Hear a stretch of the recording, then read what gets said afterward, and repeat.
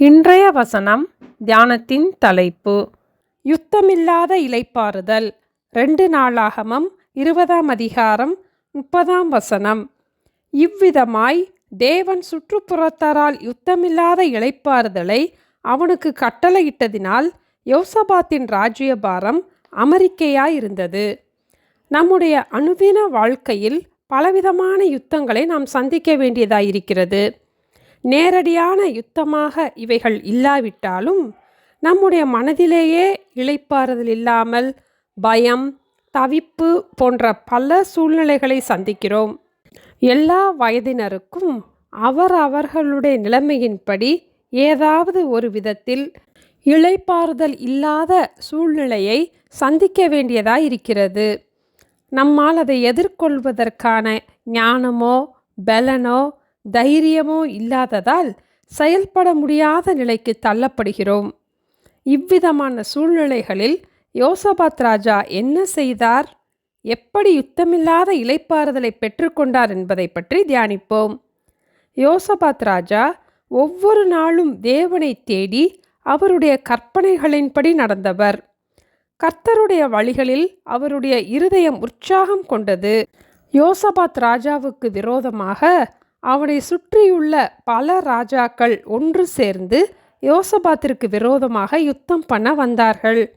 அப்பொழுது யோசபாத் ராஜாவும் அவனுடைய ஜனங்களும் கர்த்தருடைய ஆலயத்திலே நின்று, எங்கள் பிதாக்களின் தேவனாகிய கர்த்தாவே, பரலோகத்திலிருக்கிற நீரல்லவோ தேவன், தேவரீர் ஜாதிகளுடைய ராஜ்யங்களையெல்லாம் ஆளுகிறவர், உம்முடைய கரத்திலே வல்லமையும் பராக்கிரமமும் இருக்கிறது, ஒருவரும் உம்மோடு எதிர்த்து நிற்கக்கூடாது என்று கர்த்தரை துதித்தார்கள். பின் அவர்கள் ஜெபித்ததை 12ஆம் வசனத்தில் நாம் இவ்வாறு வாசிக்கிறோம்.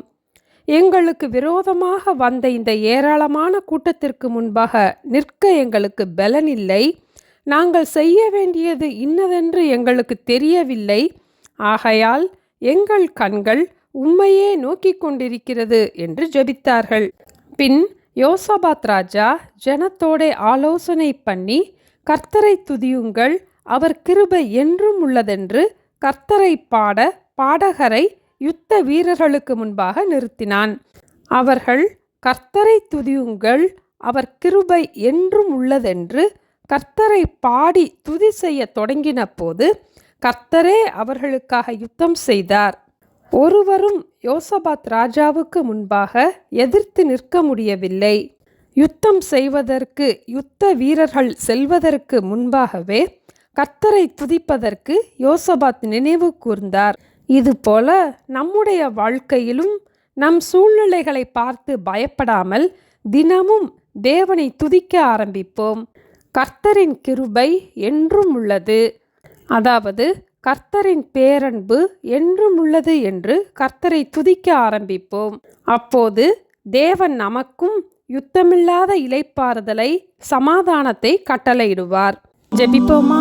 எங்களை நேசிக்கிற எங்கள் அன்பின் ஆண்டவரே, யோசபாத் ராஜாவைப் போல நாங்களும் ஒவ்வொரு நாளும் கர்த்தரை தேட, கர்த்தருடைய கற்பனைகளின்படி நடக்க, கர்த்தருடைய வழிகளில் எங்களுடைய இருதயம் உற்சாகம் கொள்ள எங்களுக்கு உதவி செய்ய ஜெபிக்கிறோம் அப்பா.